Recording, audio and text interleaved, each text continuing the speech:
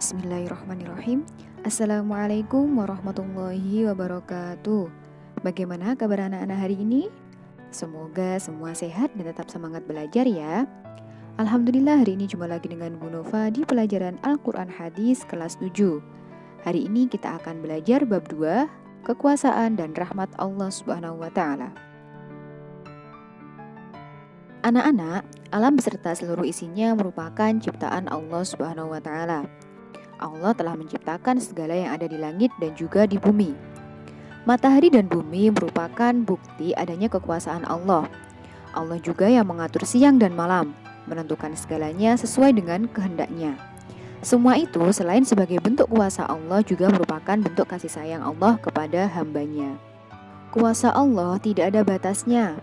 Diakui bahwa kebesaran dan kemahakuasaan Allah tidak dapat dijangkau oleh nalar manusia. Nalar manusia hanya terbatas pada apa yang dilihat, didengar, dan dirasakan. Sedangkan Allah sebagai pencipta manusia yang paling tahu keterbatasan hambanya. Dalam hadis qudsi Allah berfirman, "A'taddu li'ibadis sholihina ma la 'ainun ra'at, wa la udhunun sami'at, wa la khatara 'ala qalbi bashar." Artinya, aku sediakan bagi hamba-hambaku yang soleh segala sesuatu yang tidak pernah dilihat oleh mata, tidak pernah didengar oleh telinga, dan tidak pernah terbetik dalam hati manusia. Hadis riwayat Bukhari nomor 3244 dan Muslim nomor 2824. Hal ini menyiratkan bahwa Allah SWT mengetahui manusia dengan nalarnya yang tidak mampu menjangkau apa yang ada di sisi Allah, apalagi lebih jauh yang berkaitan dengan zat Allah. Hal ini disebabkan pengetahuan dan pemahaman manusia terbatas pada apa yang dapat dilihat, didengar, dan dirasakan oleh panca indera. Kekuasaan Allah sangat tidak terbatas, batasannya adalah kehendak Allah sendiri. Selanjutnya kita akan membahas tentang rahmat Allah.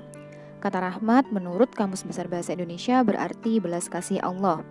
Kata rahmat memiliki makna yang sangat luas.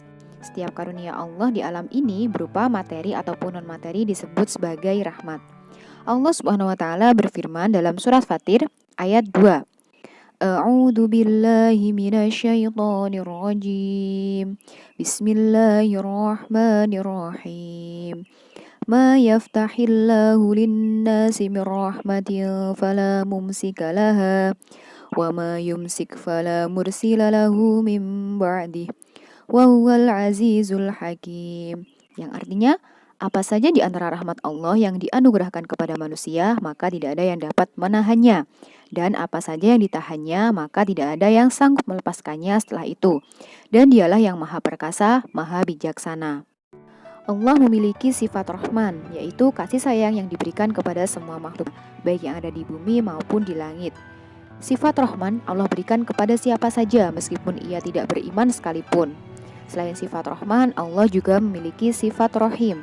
Akan tetapi sifat Rahim Allah ini hanya diberikan kepada hambanya yang beriman kepada Allah Subhanahu wa Ta'ala. Sifat Rahman dan Rahim Allah ada pada kitab suci Al-Quran di surat Al-Fatihah ayat 1.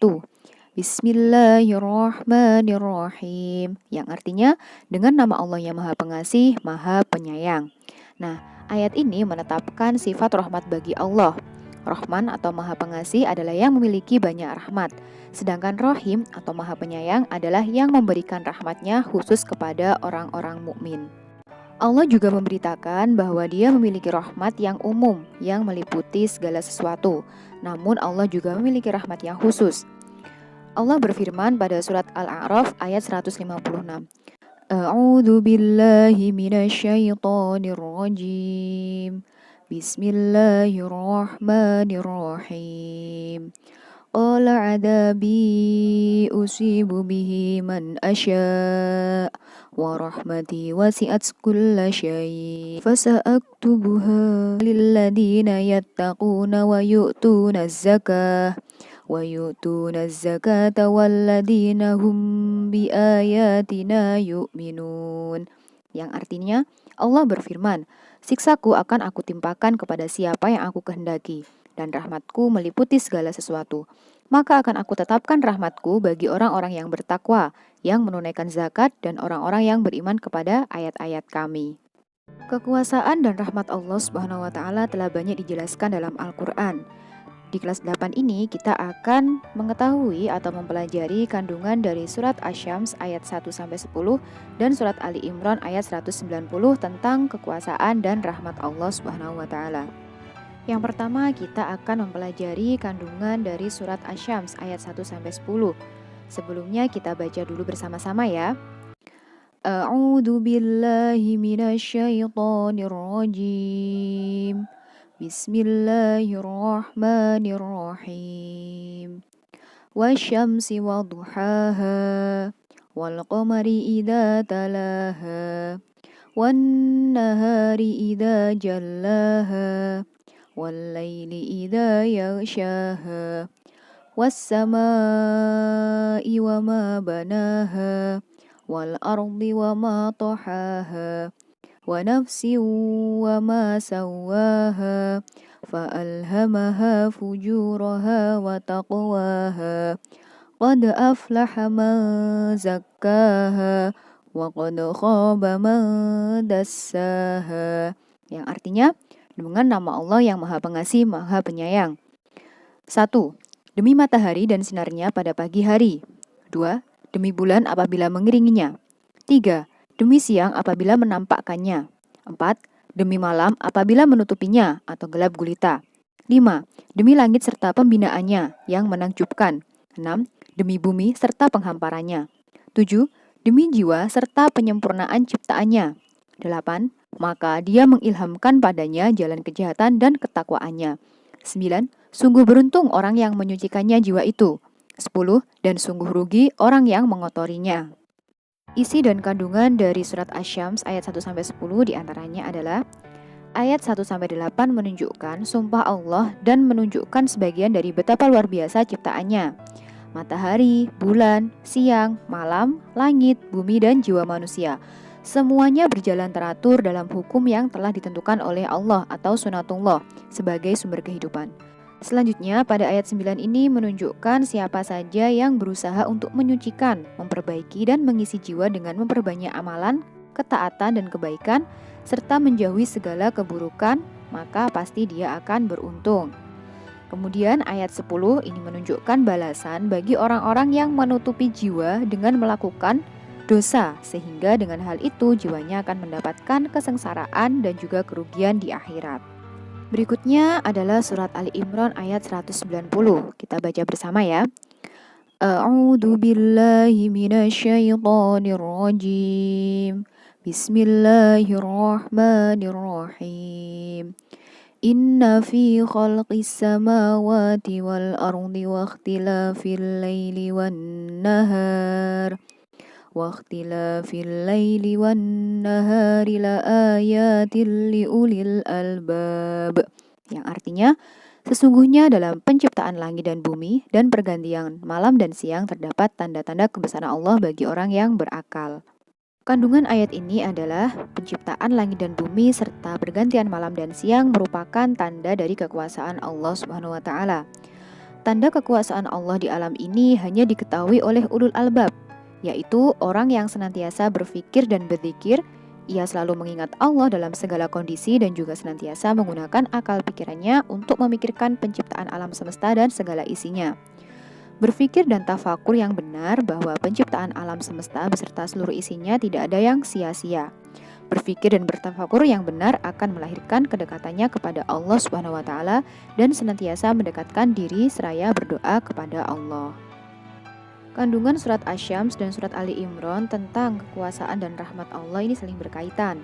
Dalam surat Asy-Syams, Allah menuliskan firman diawali dengan demi matahari, demi bulan, demi siang, dan demi malam yang dapat diartikan mengandung makna sumpah. Bagi hamba yang mau menyucikan jiwa, maka baginya jalan keberuntungan, yaitu melalui jalan takwa. Kemudian surat Ali Imran ayat 190 ini menjelaskan tanda-tanda kekuasaan Allah ditunjukkan dengan adanya siang dan malam. Hamba yang mau menggunakan akal pikirannya membaca tanda-tanda alam sebagai anugerah dan mengagumi kekuasaan Allah Subhanahu wa taala.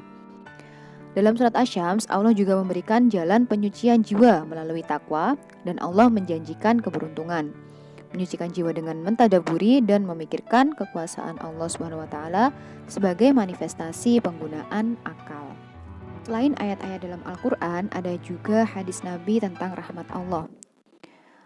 Rasulullah Shallallahu Alaihi Wasallam bersabda, "An Abi Hurairah anin Nabi Shallallahu Alaihi Wasallam qala, Inna Allah lamma qadal khalqa kataba indahu fawqa arshihi inna rahmati sabaqat ghadabi." Dari Abu Hurairah, Rasulullah Shallallahu Alaihi Wasallam bersabda, tatkala Allah menciptakan makhluknya, Dia menuliskan dalam kitabnya, yang kitab itu terletak di sisinya di atas arsy. Sesungguhnya rahmatku lebih dekat mengalahkan kemurkaanku. Hadis riwayat Bukhari.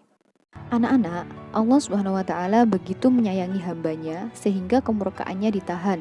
Dengan cara beriman kepada Allah, maka rahmat yang Allah janjikan akan diberikan. Jalan memperoleh rahmat Allah adalah dengan mendekatkan diri kepadanya dan senantiasa berusaha menjauhi perbuatan yang menghalangi jarak antara hamba dengan Allah Subhanahu wa Ta'ala. Berikut ini adalah sebab-sebab turunnya rahmat kepada hambanya. Yang pertama, bertakwa kepada Allah Subhanahu wa Ta'ala. Kedua, bertobat kepada Allah dari segala salah dan dosa. Ketiga, melakukan amar ma'ruf nahi mungkar. Yang keempat, melakukan perbuatan saling menasehati dan tolong-menolong dalam kebaikan. Yang kelima, mengasihi fakir miskin, menyenangkan dan berbuat baik kepada mereka. Yang keenam, saling berwasiat kebenaran dan bersabar atasnya. Nah, Allah ini membukakan jalan melalui pintu rahmat bagi segenap hambanya yang mau bertobat atas segala salah yang telah dilakukan, memohon ampun dan berdoa dengan sungguh-sungguh, serta beribadah kepada Allah. Anugerah dan kebaikan Allah akan dihamparkan kepada hambanya yang memang benar-benar memohon rahmatnya. Untuk itu, maka Allah memberikan rahmat dan menahan murkanya. Segala yang terjadi dan diterima oleh manusia merupakan rahmat dari Allah Subhanahu wa Ta'ala. Rahmat Allah ini dekat kepada orang yang menempuh jalan ketakwaan. Fenomena sosial dan fenomena alam terjadi bukan tanpa sebab, bukan tidak ada hubungannya dengan kekuasaan dan rahmat Allah. Fenomena sosial dan fenomena alam ini terjadi karena sebab amal dan perbuatan manusia itu sendiri.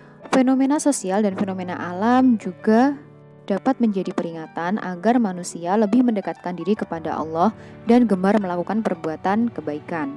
Ada banyak fenomena sosial di antara kita, contohnya kriminalitas, kepadatan penduduk, perkelahian, LGBT, unjuk rasa, kenakalan remaja, dan masih banyak lagi. Ada juga fenomena alam yang lain, di antaranya adalah bencana alam, kebakaran hutan, pencemaran, tanah longsor, banjir, gunung meletus, dan yang lain sebagainya.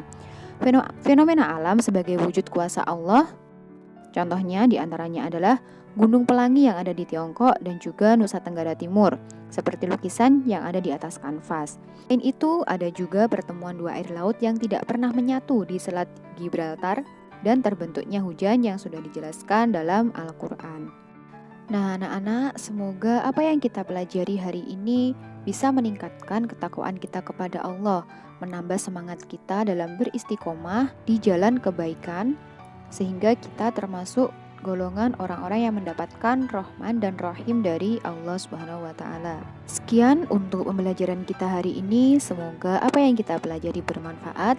Dari Bu Nova, salah kurangnya mohon maaf. Wassalamualaikum warahmatullahi wabarakatuh.